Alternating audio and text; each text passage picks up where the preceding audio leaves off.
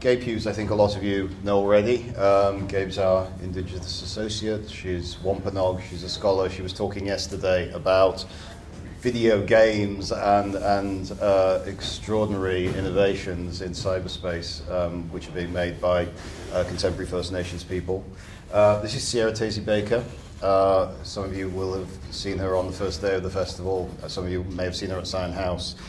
She's Kwakwaka'wakw from the Pacific Northwest. She's here briefly for about a year doing an MA, and it was just wonderful to be able to make that connection.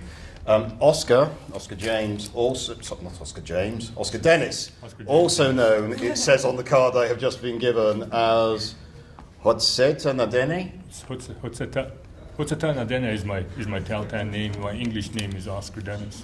Yeah. And Oscar is here for a film festival around Canada, and he is Tahltan, so also from Pacific Northwest, but even more north, right? Yeah, further north. And you're from? So Kapaka, so a little Bay Area, but I grew up in Vancouver. Oh yeah, okay. Yeah, so more like I'm with the Squamish band. Oh yeah, okay. Yeah. And Jack Davy is not Canadian at all, but has been working on the British Museum's extraordinary exhibition where the Thunderbird lives, and he and Sierra have already exchanged about that as part of the festival. So what we thought we'd talk about this afternoon is the way in which the history of Canada continues to impact on Indigenous people, and what kind of responses are happening to that. Canada's history, well, the reason that I wanted to put this panel in is because we have a very interesting relationship with the Canadian High Commission. They're very good to us. They design our brochures. We love them, but this year is Canada 150, and the logo's been everywhere except on our brochure, and that's probably one of the reasons why some other places have got a bit more of a push. But we felt with the nature of our festival and the people we were working with, it actually wasn't possible to say Happy Birthday Canada 150, for the same reason that in 1988, it was very difficult for Aboriginal people in Australia to celebrate the bicentennial of their own oppression. And I think what these anniversaries sometimes do is they open up the possibility for debate and the possibility for a new articulation. And certainly the Aboriginal movement in Australia had a huge impetus from 1988. And I'd be interested to start the discussion, and maybe I'll start with Oscar because you're the new boy here. Just to ask you really what that idea of Canada and its commemoration actually means from your point of view as a Tahltan person, and how you see the real history operating. Well, for the First Nations, before we start, one of the things that I'd like to point out about this birthday in Canada, Vancouver was the only city in Vancouver that's taken the initiative to change the 150th birthday to 150 plus. Yeah. I mean, it's a gesture. You know? It's not significant, but it's a gesture. So they're the only city that's done that. Well, to me, it's absurd, but one of the things, like 150 years of Canada was only on my territory since 1876. Yeah. Mm-hmm. Absolutely. You know, and their first contact was 1823 and was through Hudson Bay, that they tried to come onto our territory, but our military was still intact, and Canada couldn't come onto our territory until we were killed off with the smallpox in 1860. I think 1863 was the first wave. And then the next one came in the 1870s. So by the time Canada came onto our land, we were decimated, you know, and then they took over. So it's not even 150 years for our relationship with Canada. My father, who was raised in northern British Columbia, where there was no roads, he grew up a nomad on the land, you know, in touch with people who were in touch with people for thousands and thousands of years, 13,000 years on our territory. So to me, it's kind of crazy to even recognize the 150, never mind the birthday, right? Yeah. So it's just an absurd thing to me. I don't even think about it. Like I haven't really thought about it until I came here because there's so much happening here as compared to there. Yeah. Oh, really? Yeah, it's like it's yeah. That's what I noticed. Like I'm in Vancouver and I'm in British Columbia where I live and work, and I don't. You just don't I notice heard it. about it more here than I heard it over there. Yeah, same. So that's the same? Well, I obviously knew about the Canada one. So for Vancouver, my undergrad is in architecture and landscape architecture. Yeah. So I studied a lot of the annexation that happened. Yeah. So yeah, Vancouver, the first just the lines, like the general idea of how Vancouver would be laid out was done in 1850. Yeah. And there's maps. Somebody actually recorded like all the tribal villages and the footpaths and the canoe paths. So I was looking at that, and then like the amount of biodiversity that was there, and then it's this amazing book, and I've honestly forgotten the name, which is so unfortunate. Something like Vancouver Through History or something nice like that, and it's just a picture book, and you flip through. So it's 1850, first annexation, original territories and villages, and then you flip through, and then you suddenly see the roads and like everything, and I honestly ended up crying by the end of it because then that was only 150 years, and there's houses older than like the Vancouver here. Well, you talk about crime. Well, first of all, the impact of Canada over 150 years have killed my language. My master's degree has been on the pedagogical structure of my language, and we have basically 2 high-level speakers left. One's my father, so I've been in my PhD is basically working towards in language. So I'm actually working on a dictionary right now. And I've published 2 books in our language, but talking about crime, looking at this book, one of the other impacts that we suffer in Canada is with our First Nations people in government, the First Nations government. Yeah. When I go home, I used to watch what's happening with my people and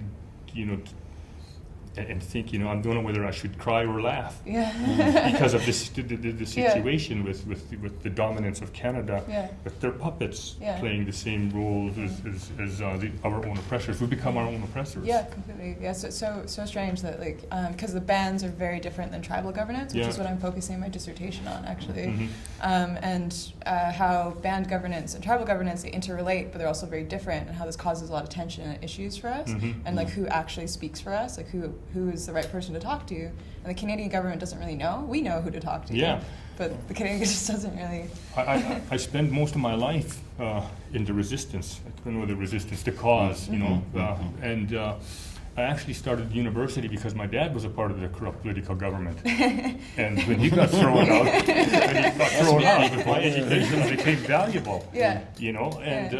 So for the last, we've had some real major successes, like.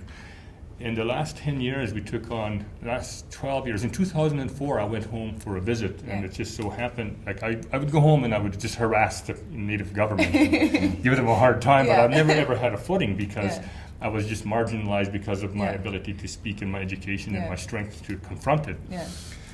And so I went home in 2003, and then my brother committed suicide, so I ended up staying which is another impact of being First Nations in Canada. So I stayed for a few months, and then another brother got in an accident, and died in an accident, so I stayed, and then Royal Dutch shell landed on my dad's territory, like the coastal situation with the House territories. And I started, and then I had a voice because it was my dad. Although we follow our mother's line, I'm sure you do. It was my dad, so I still had somewhat of a voice. So I spoke for my dad, and we took this fight on. We fought them for 10 years in the Sacred Headwaters. There was 2 huge companies, and the Sacred Headwaters is, like in northern British Columbia, you got 3 main rivers. You got the Stikine, the Skeena, and the Nass, and that makes up all the Northwest Coast cultures in British Columbia, beyond Vancouver. And also it feeds into Alaska, which is a transboundary watershed. So we started fighting them we started fighting the government, the industry, and our corrupt leadership back in 2004. In 2012, Royal Dutch Shell was given their money back, 18 million, and they were taken off our land by the government. And in 2014, Fortune Minerals was given back their $32 million, and they left our territory. And this happened because we used Delgamuukw and Haida Gwaii versus Weyerhaeuser in Canada and these landmark court cases to take on these governments and go into the mountains and take these rigs away from these companies and take their camp by force. And they would send a detachment of the RC 70 miles into the mountains where we were, and we would do this stuff. And so it's really active, especially in BC, because there's no treaties. Yeah. That's where I am anyway. Well, Yeah. it's very striking listening to you both how raw this is and how immediate. I mean, we were talking a little yesterday with Stephanie Pratt, who is Dakota Sioux, about how comparatively recent the wars there are, which is why Standing Rock feels so very immediate. But this is even more modern, right? The first contact is not that long ago, and actually, you're talking about an ongoing resistance which has never stopped. Never. Yeah. Well, the pipeline in Standing Rock is actually directly related to the 5 pipelines being pushed through BC right now. Yeah. It's all from the Alberta oil tar sands, and then the Standing Rock pipeline that they were so upset about was coming from the Alberta oil tar sands. So we're all connected by these oil pipelines, which I find fitting in a weird way. And it's real recent. Among my people, I'm considered a war chief, a warrior. Like they call me a warrior. I don't really care for the name. I mean, we have the same equivalent in my language, which is bata, which means a war father, but they say it means a war man. So among my people, I'm one of the highest ranking warriors because we've gone out there in the mountains and we've told the ministry, like if you go online and you check out some of our videos, we've told the Canadian Minister of Mines, do you want to die for this? We're willing to die for this if that's what it's going to take. Because if you destroy our lands here, you may as well line our children up against the wall and shoot them. I mean, residential school pretty well did the same thing, which is another topic. But we got to the point where we were ready to take up arms, and I grew up as a hunter. I grew up in the mountains. I grew up when there was no roads to my people, so I have the skills to survive.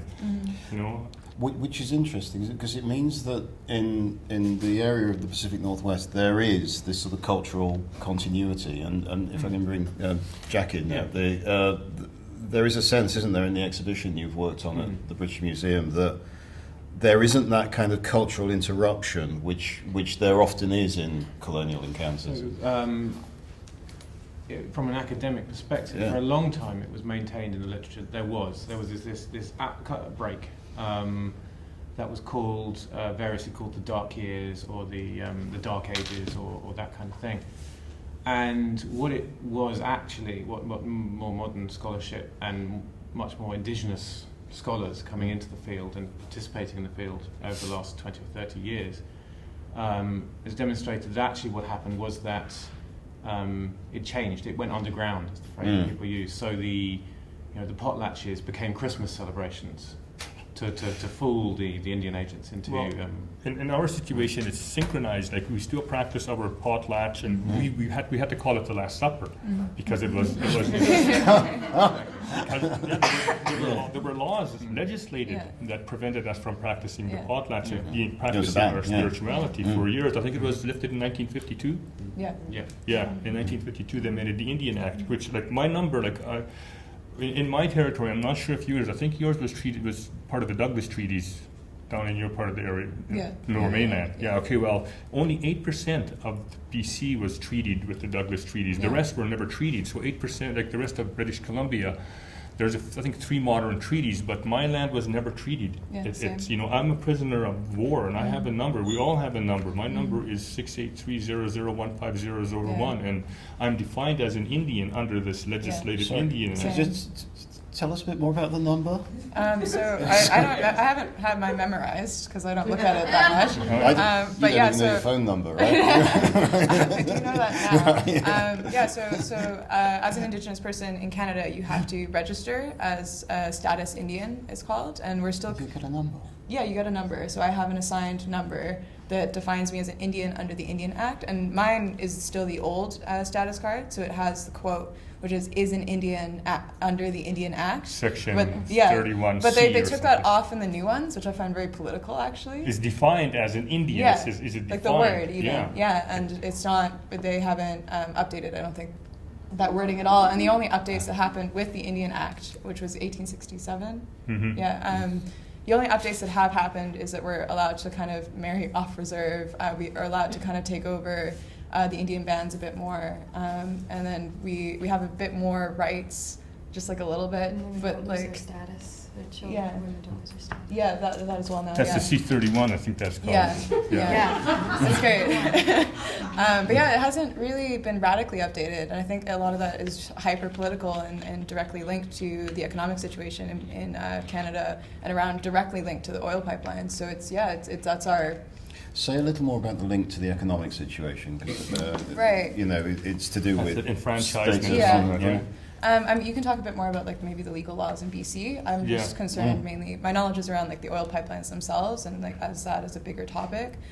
So right now, the federal government. So there's like municipal, which is city, and then provincial, which is like the province, and then federal, which is like the whole of Canada.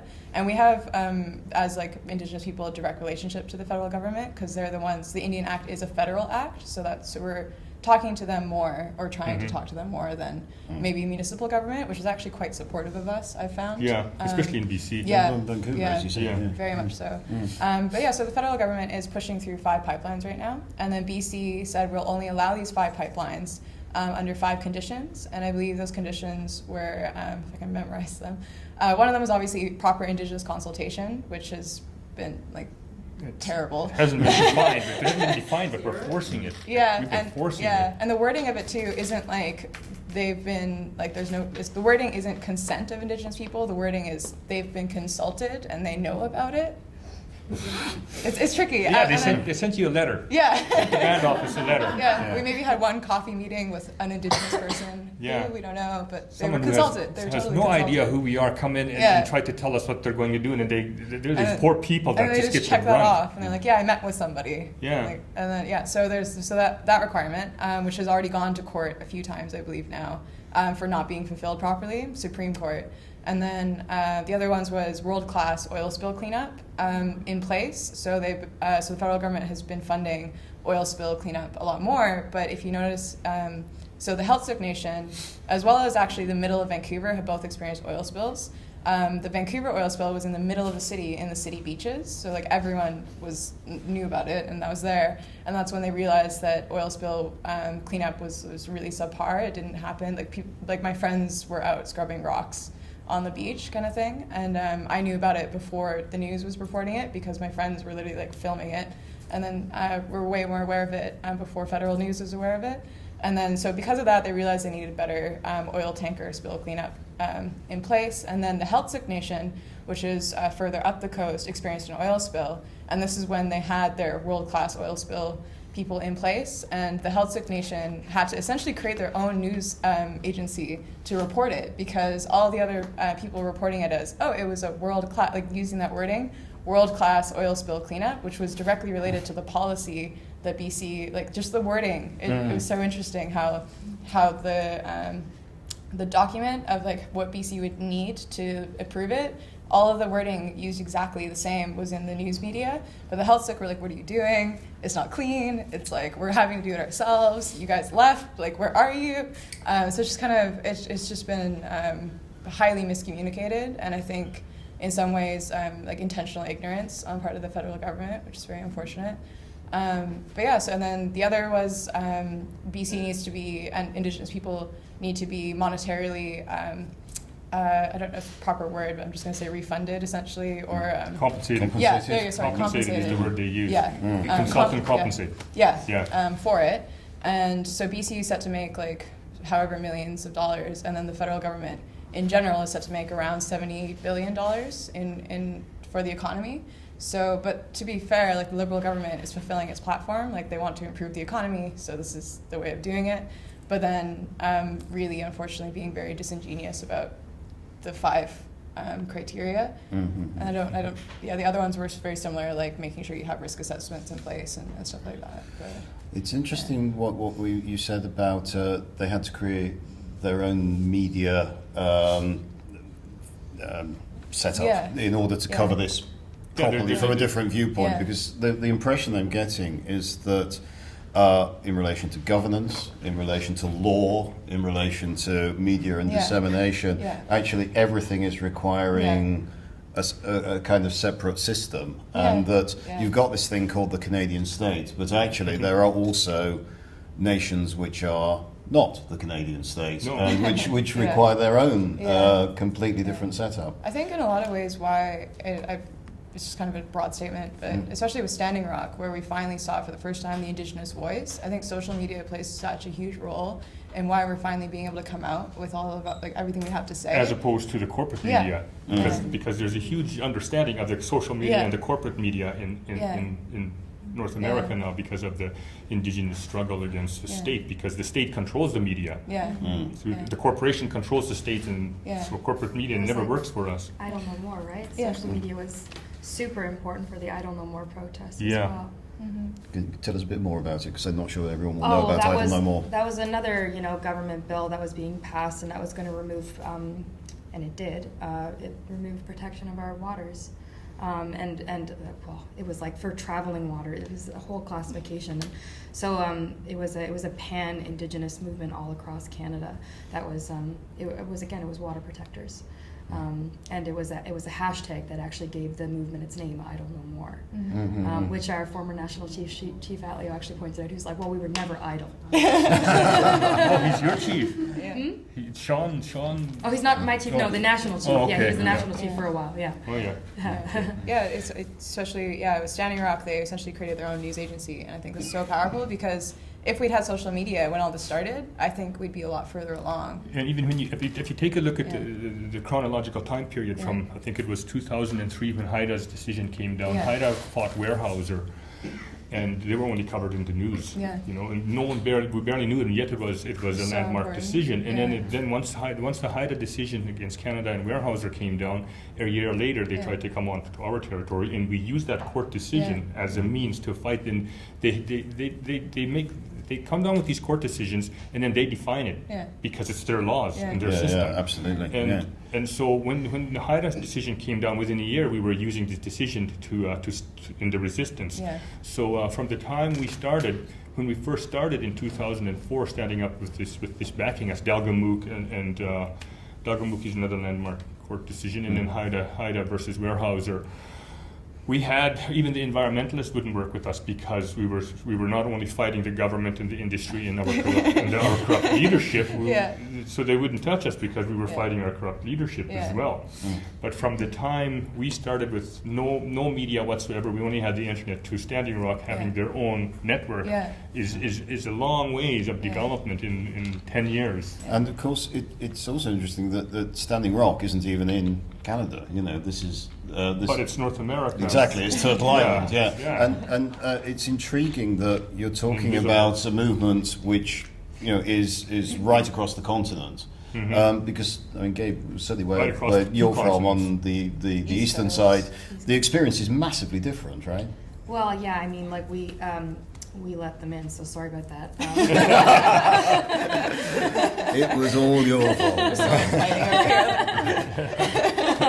Yeah, I mean, we've been mixing for a long, long time, and I mean, the Wampanoag certainly we first welcomed settlers, and then once our community suffered as a result of settlers, we fought against them, and because we were very sick, and because our numbers were low, we lost that war, and then of course we were all sold into slavery and traveled all over the place because of that, and so the displacement of our people is also an effect of that. And talking about this, Canada is, I don't know, it's a weird construct in a way, because like the Wampanoag live on the American side of the border, except for us, because we moved to Cape Sable Island.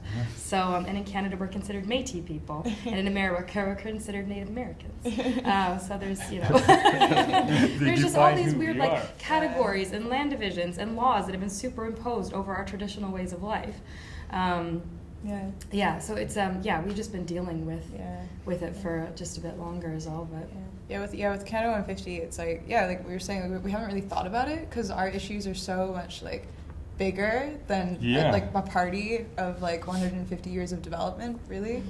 And like it's just, and then I think why it's because I'm not offended by Canada 150, and I think Me it's neither. really not like I'm not going to waste my energy on that. Like, I choose my battles wisely. This is not the best worthy. one. I completely agree. I was like, am I actually like weird about this? I'm like, no, it's just kind of odd that we have to like even think about it. And I guess it's kind of odd because Canada is making such a big deal about it and kind of trying to involve the Indigenous kind of in it. And then I think a lot of other Canadians, which I think is more where the issues are coming from, are thinking Canada 150 celebrate origins of Canada, therefore celebrate Indigenous people. And there's been like a lot of weird cultural appropriation things about that. Like there's some people trying to make costumes to I don't know, honor us, and it's just like, it's just like... There was like that dollar store, like they're selling like dollar store dream catchers. Yeah. Like Canada 150 dream catchers. So I think that's the issue, is I think like Canadians just don't really know how to like approach our culture, and I think that's a kind of... Well, it's also because there isn't one of their own, is there? I mean, because it's imported from here. I'll put it into context. The way we sing "O Canada" is "O Canada, our home and stolen land." Yeah. O Canada, our stolen native land. Yeah. I mean, you know, and so why celebrate that fact? Oh, the actual line is, "O Canada, our home on native land." Our home and native land. No, okay, well, I found a version that was home on native On land, native which is land. so good. I'm so happy, because it's just like so true. Yeah. But it's literally it's like the same thing, and even and native land. It's like literally It's- like So It's in stolen the native song. land It's is deeply Yeah. ambiguous, isn't it? Our home and native land. Yeah. so. yeah. You know, briefly back to Yeah. the status thing, Yeah. the ward, like, we're wards of the Canadian Yeah. state. I'm Yeah. a ward of the Canadian state, and no matter what I do, I could never change that. I'm a Yeah. ward of the state, and I'm a ward of the Canadian state because I don't have the capacity between my ears to take care of Yeah. myself. And it's worded in not like that, but that's what it Yeah. is. And we're children of the Queen, Yeah. technically, like this Queen here, still. So ward of the state, is that this an actual legal status? Because This you're is- telling me things I really don't Okay, know. say for instance, like here's another issue with the Yeah. First Nations children that the impact is so horrendous on the people.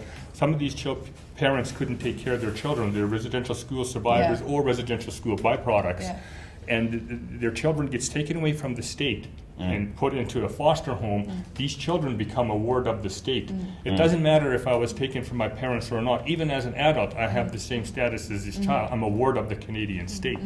There's a great bit in the exhibition in the British Museum about the residential schools, Yeah. and just tell us a bit about that, Jack, because it's a wonderful piece of curation. Yeah, so this was the work of Amber Lincoln, my colleague at the British Museum, and it was very important in setting up the exhibition that we didn't treat native peoples of the Northwest Coast as a historical phenomenon, because that is very common Thanks. thing in Britain. I mean, working there, one of the most common questions you get giving tours and talking to people is, when did Native Americans die out? Because the level of knowledge in Britain is so low.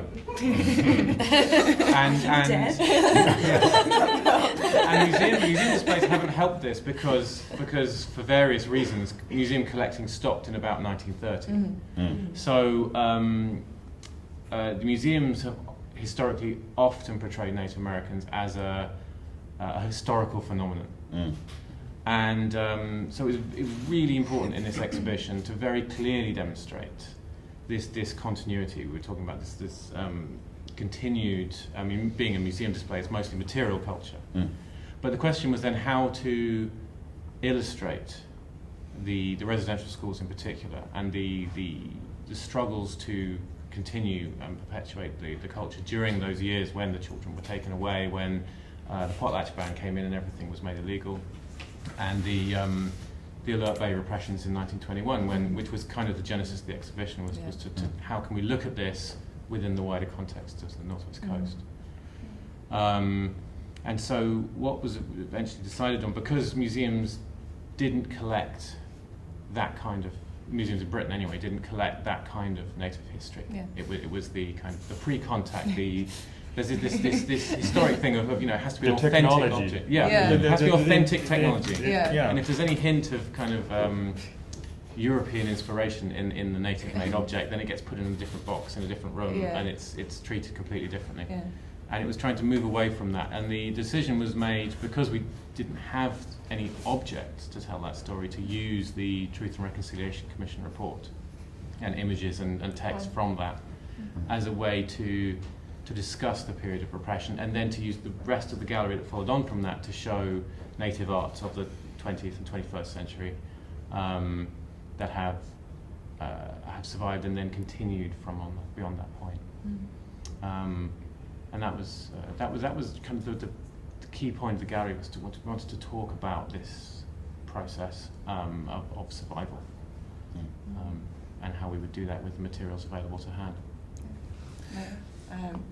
Both of my grandparents were in residential schools, and my grandfather had really, really awful experiences that you can't really retell without being horrified. But my grandmother, because she's a high chieftain, was treated very differently. And I think that was a political act, and I don't think she even connects the dots either. She's just like, oh, like my experience was okay. Like, I don't know, like, but she's a very high chieftain on the west coast of the West Coast. She has 4 chieftainships, which I think is quite unusual. And yeah, so she's very precious to our culture, and I think whoever put her in residential school recognized that, so she had a good experience, which I think that was political. With my people, we were so isolated in the highlands in our territory. Many of my elders didn't go to residential school. My mom didn't go. So with the Tahltan Nation, we have a real high rate of educated people and strong people.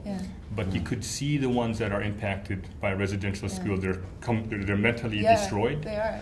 And they don't like. I was connected to all the old people that I grew up with on our reservation. We moved to the reservation when I was a year old, so it's relatively recent. We went through a horrendous period adjusting.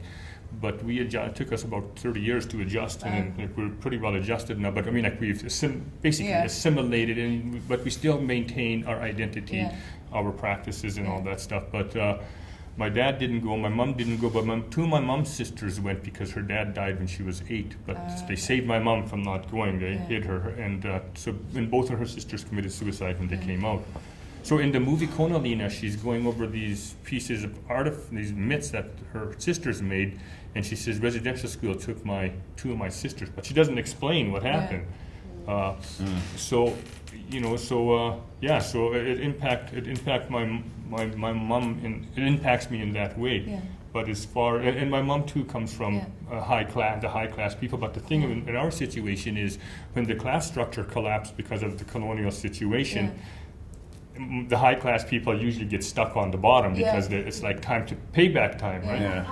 So we kept our structure. I don't know how, but we did. But not monetarily, or like in that way. So like speaking monetarily, what happened was in my situation, and you could see it in the high male suicide rate with my people.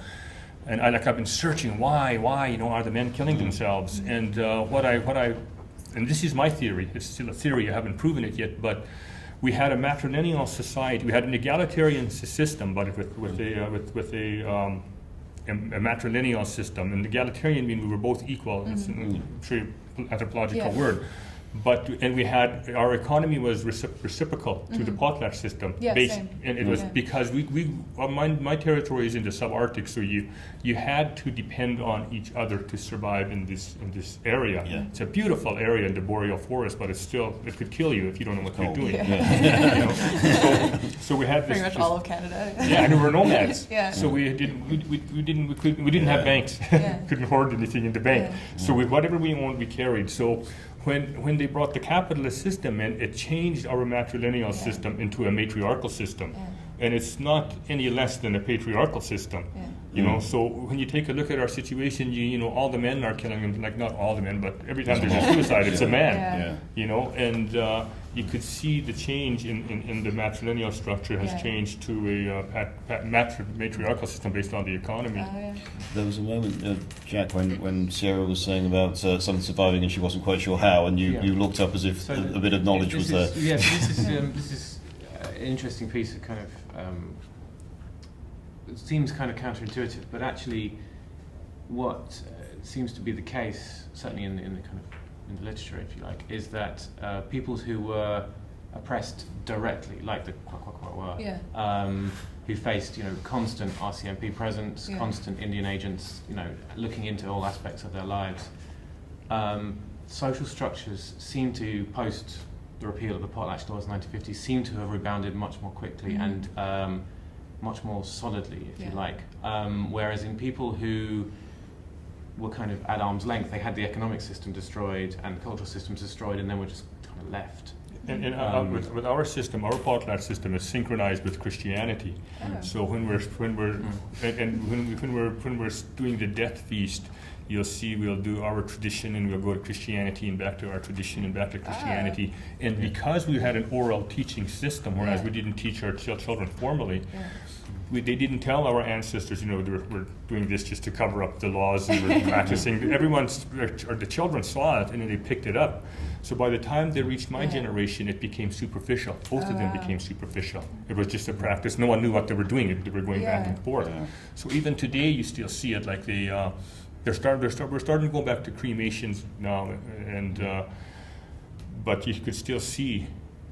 Like I go to these events because of who I am, and I grew up in it. But from my anthropological perspective, I tear it all down, and I see how it all goes, and it's a synchronized system between Christianity and religion. In Kwakwakwa culture, I grew up in potlatches, and there were obviously there's new technology and new influences, and a few teachings were lost and families were lost. So it's not as rich as it used to be, but it is all. There's a continuity, the same teaching. isn't there? The continuity is still there. We still have the stories from like the Ice Age from our family. Yeah, we still have that.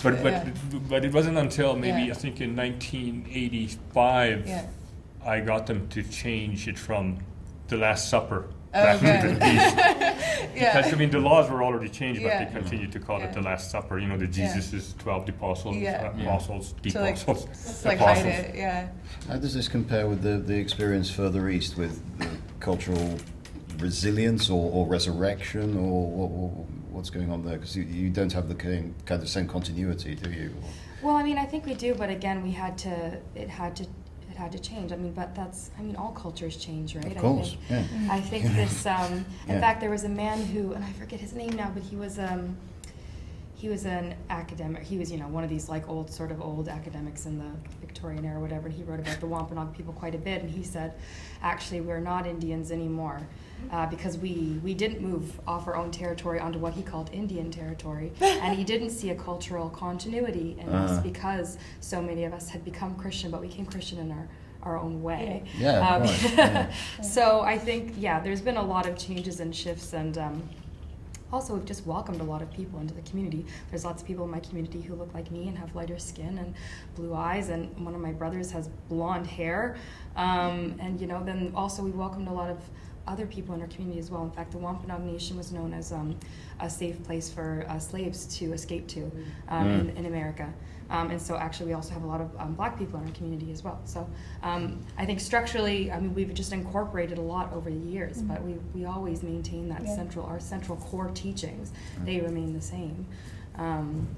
But I'm not sure if that answers your question. It does. That's so important. It's so important that because all of our cultures are not like quote unquote museum level traditional, and that's such a beautiful thing, and that's what I liked about that you're trying to get the message across in the exhibition is that we're resilient, and we're a culture that's existed for so long and unbroken that it's part of our way to evolve. It's part of our way to incorporate new ideas and new technology and so on, and to see our culture as it is today is still traditional. Speaking of cultural evolution and new technology, I did my DNA through 23andMe, and I am 15% European, but I knew that through my mother.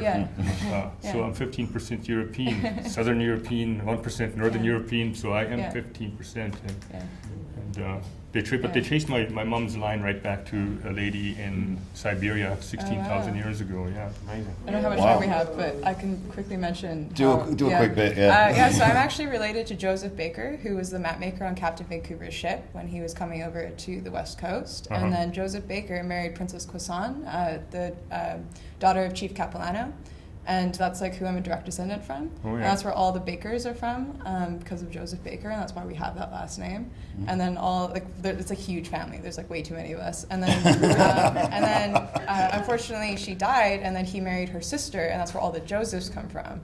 So we're from this British explorer. So our history is directly related to the early explorers, and we had a great relationship with them. But it was after that era that kind of things went really sideways for us. Back to the relationship. We didn't have a good relationship. They weren't allowed on our land. Like they couldn't get on our lands. But back to talking about you brought them in. Well, what happened was when we started our fight back in 2004, we seen an opportunity to bring the settler and the native community. We understood that no one's going home, right? Yeah. So we've seen the opportunity to stop that divide and conquer. Yeah. So we used the threat to northern British Columbia as a catalyst to bring the natives and the non-natives together. Nice. Was the first thing on the agenda. Yeah. Like we said, we saw this opportunity. The second thing on our agenda was to remove our corrupt Indian government, and we accomplished that. And then the third thing was to throw these companies off of our land. So we accomplished all three. Amazing. So now, when you take a look at the situation in British Columbia, like against the pipelines, like the Enbridge pipeline and the LNG pipeline, all the natives and the non-natives work together in the fight. The natives bring their Aboriginal rights and title. The enviros bring the money, and and our MP takes the information to Ottawa. Yeah. So we pretty well have it covered. And this guy's never going to get voted out because the whole Northwest Coast is behind this white MP. Yeah.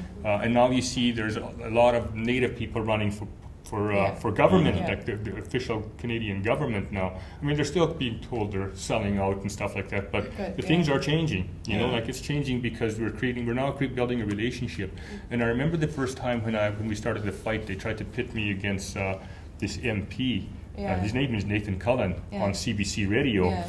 But him Divide and conquer. him and I got on there and we didn't go there. It's not just the admiralty laws or the maritime laws. There's a lot, and like the doctrine of discovery is still having its way, and like that's what I'm trying to do with my dissertation is kind of like unravel all of these laws, and I'd love to talk with you a bit more about it. And then we have our laws. Yeah. You know, then we have our laws, which is not recognized. Yeah. So we have to force our laws. Yeah, so there's lots of Indigenous people now, becoming educated and going up to the bar and trying to become lawyers so that they can actually unravel this and kind of understand how to navigate it for our people. It's really complicated, and it's obviously intentionally complicated. It's fascinating. And with the laws, we just keep breaking it down little at a time. We just had another major one 2 years ago with the Chillicotine. They're actually called Chillicotine, but they call them the Chillicotine decision, right? That was the last one. Yeah. We live on reservations in Canada as well.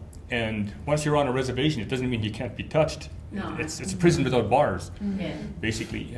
And like with the South Dakota situation, the pipeline was going through a reservation, and it was breaking the law, and they just won that battle in the last week, because they took it to court. And so these corporations, they come onto our lands, whether it's a reservation or not, and they do whatever they want to do. They send you a letter, and they consult and accommodate, and that's it. And they come on. So they would break their own laws. And the other thing is, there were three things that you said.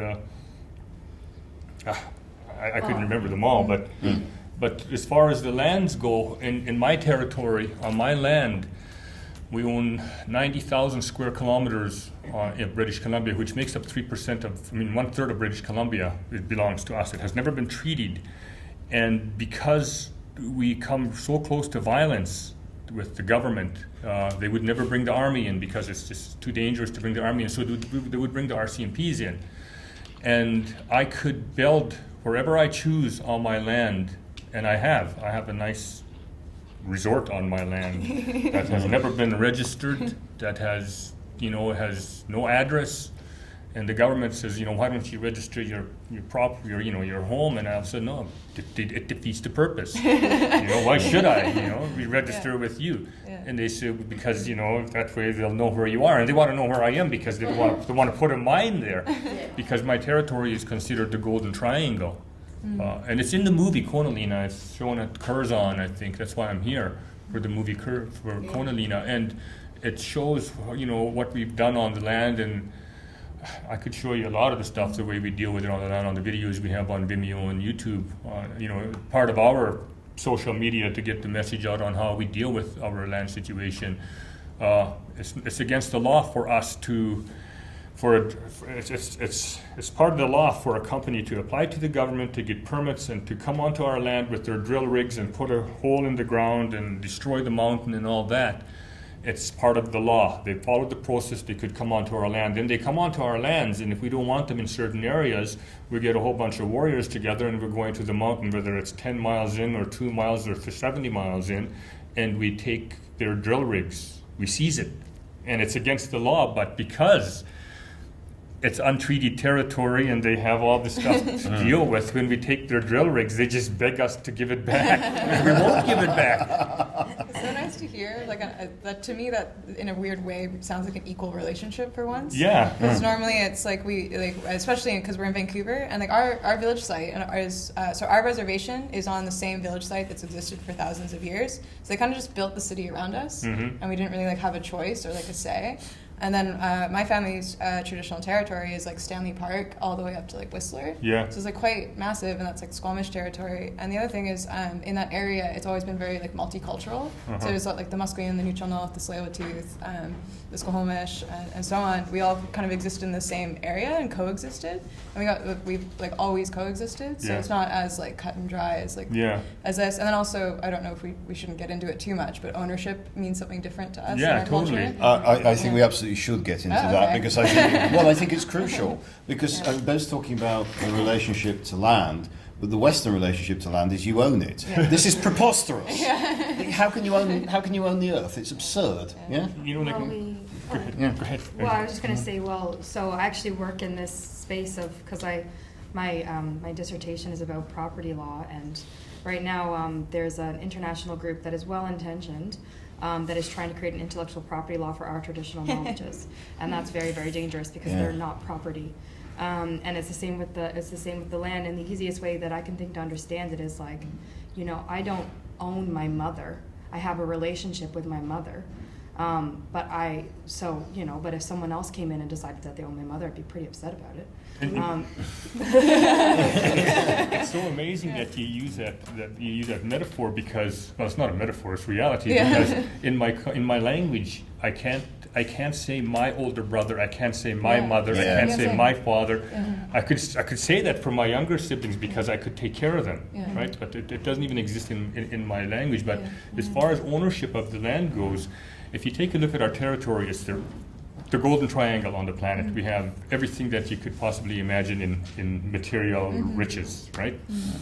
And we also, before metal was introduced to us, we had two minerals that we traded that were real sacred. We had obsidian glass we have a glass mountain in our territory that's called they call it the Zaiza.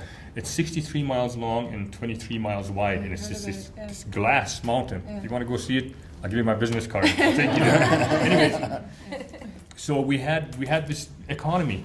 Then we had this resource. We have another place. It's called the Serengeti of North America, the wildlife concentration they compared to Africa, and it's called Spatsidze, and it was that red ochre, and those white goats that lived on that. We use that red ochre for war paint and painting and spiritual and all that stuff. But those goats that live on that mountain turned red. Those white mountain goats, and we traded their fur and the resource. But when the whole capitalist concept came to us, we have all these resources, and yet all our people work as dishwashers, janitors, and the manual labor in the mines. And none of us are billionaires based on the resources on our lands because we couldn't get beyond. We couldn't move into that idea of ownership of our lands. But I'm glad you didn't. You know, it's really important that you don't. But someone else gets rid of it. Someone else did, and that's also, that's terrible. But it's very interesting what you said about language and, you know, what Gabe was saying about the question of property. Because there was another talk yesterday, which Gabe was also involved in, where you were telling us about the languages being more verb-driven, whereas Many Western of our languages are verb-based, yes. Your language verb-based? Like the Dene language is a really an amazing language, and it was used as a code system against the Japanese in World War II because we don't have words. Some of our verbs. I'm working on a dictionary right now, and what I did was I had to deconstruct my language and then reconstruct it because it died because it's so complex based on these verbs, verb phrases we call them, or adjective phrases. And sometimes, like if you come to a transitive verb phrase, like if I said, I almost said I punch you, but let's use I punch you, not you. But if you use I punch you, you could say I punch you, I punch both of you, you punch me, you punch both of us, you punch him, he punch you, they punch you. It goes 27 ways you could say it in our language. Yeah. And what you have to focus on is the pronouns, because you just keep switching the pronoun. It's in a phrase saying I punch you. So when you put it in a dictionary, you have to put the English word punch, and then you have to explain that you can't just say punch. It has to be, you have to say it in a phrase. Yeah. Right, so it's within the verb. The pronoun Yeah. could switch back and I forth see. like Yeah. this, you see? Yeah. So it's a totally different language, and if you wonder why our language died, and this is an example that makes me real unpopular around my people, is my dad doesn't teach me my language because, first of all, he grew up as a nomad without writing, so he learned English as a trade language, and he learned our indigenous Dene language, Tahltan, the Tahltan dialect, verbally.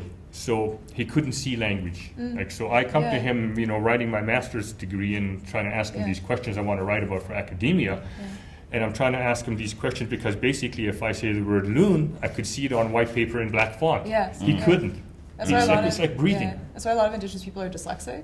Is Yeah. because like we literally did not develop like Yeah.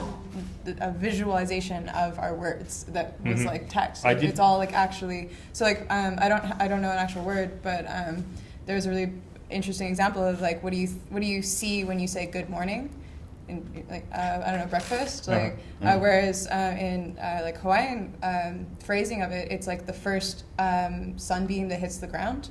So it's like very specific, and that's a lot of like Indigenous cultures. It's just it. It's because it's another thing, Yeah. isn't it? When something is written, it becomes an object. Yeah. And you can put it into a book, which is Yeah. another object. These are all Western commodities. Yeah. Whereas the whole point of these languages is that they're used like this for exchanging conversation, and they grow and they move. Yeah. And in my way of saying good morning, there's a pronoun that we have for three-dimensional space plus time, which is equal mc squared. Yeah. Yeah. And it's the Right. word ho. It's in the front of my name. Anyone Yeah. who's had my card, the ho means Yeah. this three-dimensional space plus time. Yeah. So if I were to tell my dad, what I'm saying is I'm going to the store, but I throw that pronoun Yeah. in before too. Yeah. And my dad would understand that I'm going to be going to the store from here. It includes what I'm telling him now. It includes me going to the store. What happens while I'm going to the store? What happens when I get there? Yeah. What continue happens to Yeah. when I leave? And not necessarily what happens when I'm coming back because Yeah. it's a return trip. Yeah. And yet it's just that one little pronoun Yeah. that explains this Yeah. three-dimensional space plus Yeah, time. that's totally And like life how is my brain narrative. works. Yeah. It's so Yeah. because I don't know my traditional language, but my brain still thinks like this, and it Yes. makes it so like I have to in my head translate like something that's just kind of there into English, and like Yeah. even though I don't even speak my like language, I think that way. Exactly. It's so frustrating. Because my dad didn't teach. My mom moved to the mountains with my dad when she was 15, and she grew up on a reservation with the colonial situation. She went to public school. She was a fastball pitcher, horse racer, downhill racer, and all that. And when she fell in love with my dad, she moved into the mountains with him. And the idea was for her to marry a white person, Yeah. to get out and have That wouldn't be opportunities. wrong, yeah. And so when my dad was being raised, he realized how important English was as a trade language, and he didn't teach us our language. So my language is my second language. And you're absolutely right. When you go to my community, you probably won't even understand my dad speaking, because where we speak the English dialect that's using the Tahltan grammatical structure and Tahltan grammatical rules. Like in the movie, my mom says hospital. Yeah. And I heard someone in the audience repeat what she said, because she dropped a syllable from the word, because we do that in our language. We drop, Yeah. and when we speak English, we drop. You won't understand Yeah. our English. Yeah. So when I started learning my language, so before I was able to deconstruct my language, I had to learn the language. Yeah. And my dad wasn't able to teach me. He showed me, and I had my iPhone in my pocket, and every word he said I recorded till I built a vocabulary. Then I started to tear it down, and I started to see these patterns, and I was able to deconstruct it and rebuild it from a second language perspective. That's why I wrote my master's thesis on pedagogical that's structure. right. But when you speak English and you're with your traditional people who learned English from our indigenous language, they carry over Yeah. that indigenous perspective Oh, to totally. English. Not fully, Yeah. because English isn't rich enough Yeah. to, at least with my language, Yeah. it's not rich enough to convey, Yeah. the whole way of seeing the universe. Yeah, it's kind of like, it's so interesting you say that because, I think the residential schools kind of, like, we naturally speak like that, and then I think the residential schools, like, labeled it and stereotyped it and then made it a point of shame, and then that's why it's like, oh, you sound stupid, but it's actually, like, just our way of thinking, and it's, like, so much more intelligent, and, like, it describes a lot more, I think, and it's just, like, a very visual language. And then I see it with my father. He speaks this way as well, but he doesn't speak his natural tongue either. And so many people on reserve like speak this way, but it's kind of like stereotyped. Yeah, and it's the broken English they call it. But now what I forced in like I've also worked with the school district. Well, I didn't. I could never get a job with my nation because of my perspective, but because of Indian politics, you probably know what that's like. Yeah. So. Because a lot of them are puppets, basically, and you become a threat if you start thinking out of the box. Yeah.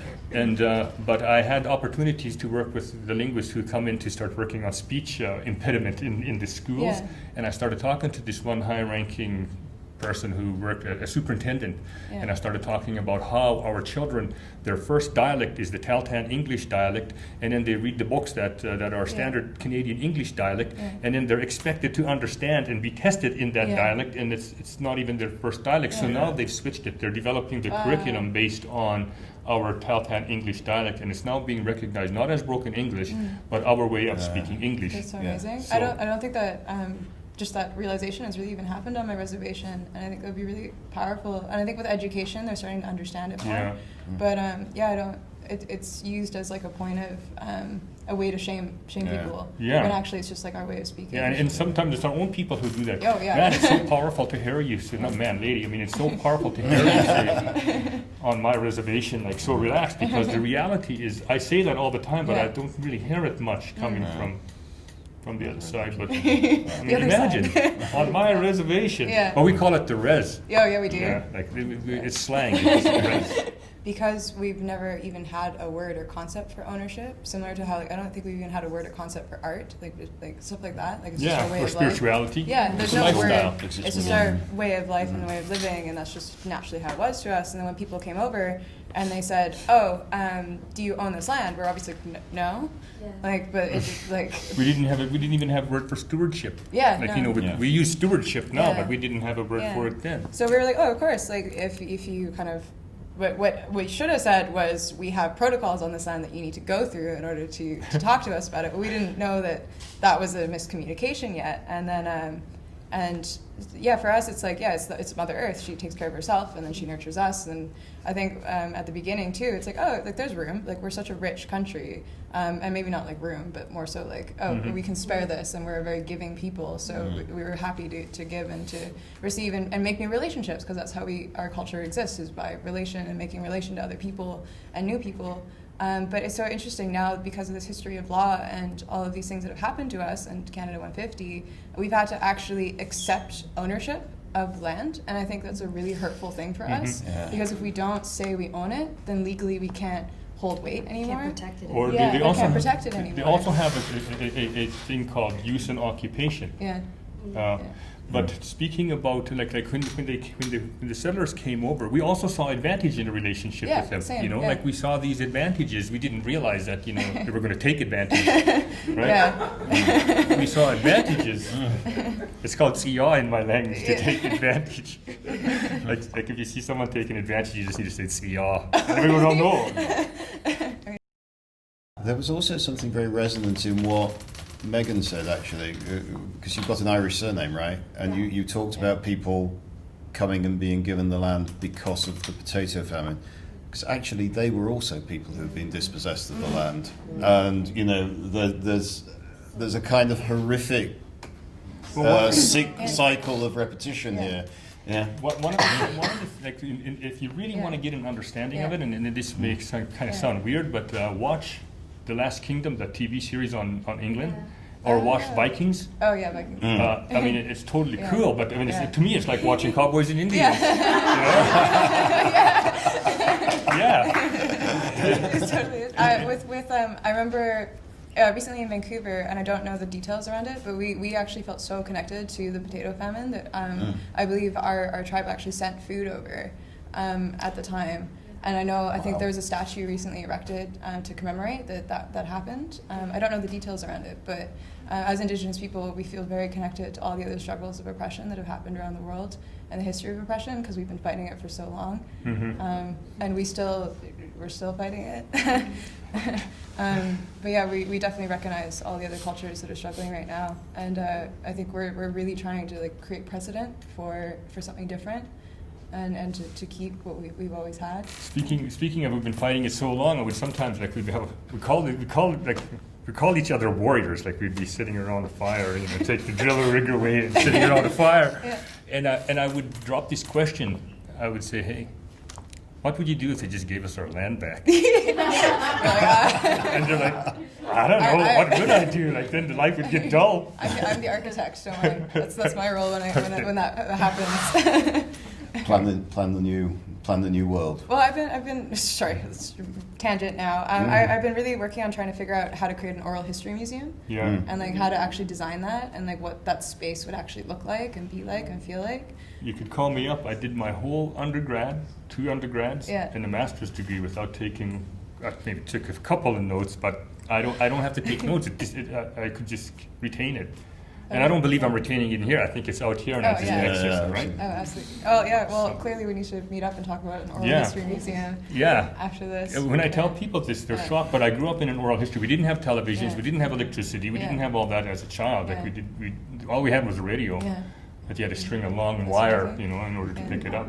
Yeah, like the reason why I wanted to really get into architecture is I'm so interested in like the spatial implications of all the laws, especially because everything is so connected to the land. Like even now, all the issues are still about land at the core of it, and just like all of this awful stuff around it is just like a power play for land, and like what ideology rules the land. And I think as an architect, you're essentially imposing your ideas of what a space should be used as, and then becoming an Indigenous architect or Indigenous planner, you actually are able to incorporate Indigenous ideologies onto space.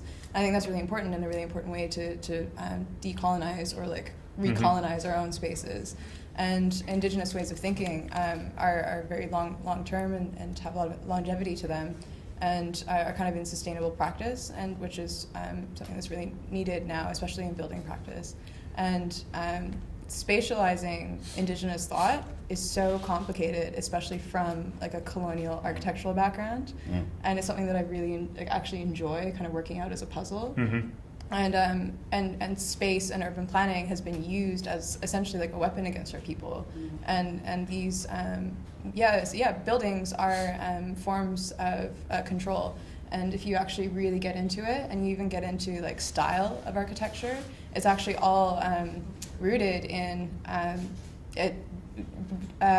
taming the wild, which is I'm going to go into a tangent because this is something I thought was really interesting. I studied Adolf Loos, who's this really amazing Austrian architect back in the 1800s, and he really despised like the really beautiful decoration that was kind of that era, I forgot the names, but yeah, just like really beautiful decoration, just gorgeous columns, and just like amazing Roman and just beautiful architecture that kind of came from Greece and that sort of thing. And then he despised it, and he actually created this book called Ornament and Crime, and then essentially saying that to ornament is a crime. And this was kind of around when the world wars were starting, and he was arguing that to ornament is to waste money that could be used in the war. Therefore, if you ornament, you're just a waste to society. But then in his book, he actually went and visited, I believe, like Papua New Guinea, and took photos of Indigenous people's tattoos and how they ornamented themselves, and used that as his argument for why you shouldn't ornament buildings. And this was so powerful that he used that imagery of Native people and how we like decorate ourselves, which is a horrible miscommunication, but he used that to essentially like run over with his book and say, this is why we shouldn't decorate buildings. And he essentially started the like modernist kind of movement of like very simplistic buildings. And so that's like the beginning, and that was the argument was utilizing Native people. So now when I walk around and now kind of know the history of architecture, I look at simple buildings, and that's literally, that it was rooted in being against Indigenous people, which is just like crazy to think about. And there's so many more examples of that throughout architectural history. Yeah. One more thing. Well, go on then. It's so amazing to hear your passion, because I could say the exact same thing about language. Yeah. Because that's my passion. Yeah. Yeah. Well, and both of you talking about space and about language, you know, what you're actually talking about is animation, isn't it? The bringing spirit and life into space, which is what art and culture do, which is why actually, you know, art and culture, this is why it's an art and cultural festival, these are central to resistance and to reimagining the space, yeah, which takes us back in a way to the previous panel, because that's what we have to do. Yeah. So good luck with that one. Yeah, reimagine. I wouldn't want to be reimagining my idea of space in the universe, because growing up in where I grew up, I've grown up in both worlds, so I know. You have the advantage, but then what does have to happen is that imagination has to be more widely conveyed, which is, you know, part of the resistance. Again, go isn't back it? to my website. Yeah. Which is another sort of space, right? Yeah. It's been fascinating. Thank you so much. We have one more panel, so we're going to break for about 13 minutes. But please say thank you to Jack, to Dave, to Sierra, to Oscar, and to all of you. Wow.